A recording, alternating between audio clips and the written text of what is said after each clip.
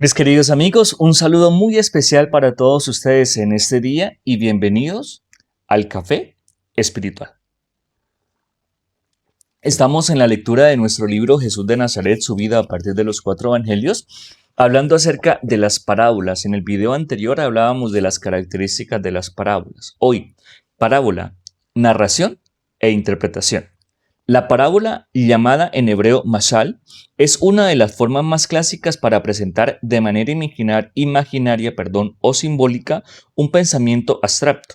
Por lo general, consta de dos partes: la narración de carácter ficticio y la interpretación de la parábola en fundamentación de la vida. Las parábolas de Jesús se sitúan en la corriente de la Agadá, narración, y de la Meshalín, parábolas, de sus contemporáneos tetanaitas. Así, Jesús fue un verdadero Moshel, es decir, un maestro que hablaba en parábolas. Las parábolas del Evangelio son como el libro en imágenes del Nuevo Testamento, y dentro de la literatura hebrea constituyen, con su dialéctica paradójica, un punto culminante.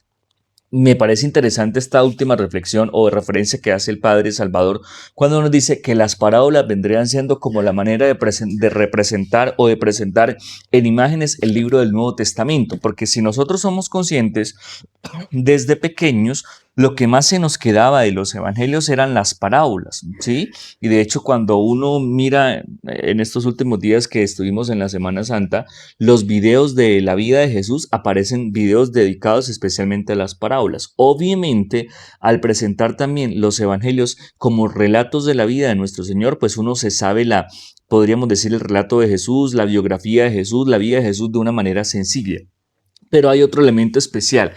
La parábola tiene dos partes. Uno, como lo decía el autor, la narración como tal, el relato como tal, pero lo segundo, la explicación o la enseñanza. Si nosotros nos ponemos a mirar dentro del género de la literatura en español, recuerden ustedes que los cuentos también tienen una introducción, un nudo, un desenlace, pero pasa la historia y no hay ninguna enseñanza.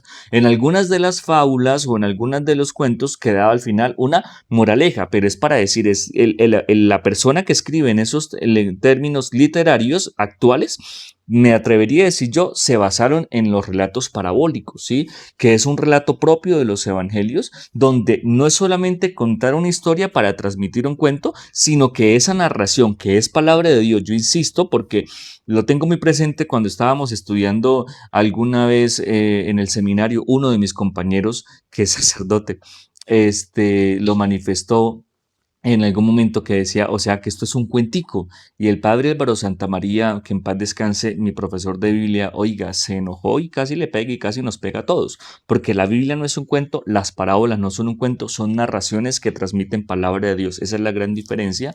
Entonces, lo que queremos es que esa narración, que es palabra de Dios, a su vez nos deje una enseñanza que nos lleve a la conversión o que transforme nuestra vida, ¿sí? Vuelvo al ejemplo que les he colocado en estos días con la parábola del buen samaritano. La enseñanza que le deja a uno es la invitación a vivir la misericordia y a hacer esa ayuda, ese buen samaritano de todos, especialmente de aquellos que incluso no conocemos, porque a veces uno tiende a ayudar a todas las personas que son de la familia, a los amigos, pero no siempre nos fijamos en el dolor ajeno, en la empatía frente al dolor ajeno. Me parece que es una invitación que nos deja esa parábola, pero así podríamos seguir mirando las parábolas de más. Ojalá entonces que, pensando en esa parábola que desde hace 2 videos atrás les he insistido que tengamos nosotros como reflexión, la parábola que más nos llama la atención, miremos qué enseñanza moral y qué enseñanza de invitación a la conversión nos deja, pero sobre todo también qué enseñanza de acercamiento con Dios nos tiene esa parábola y por lo tanto esa palabra que el Señor nos transmite en ese día.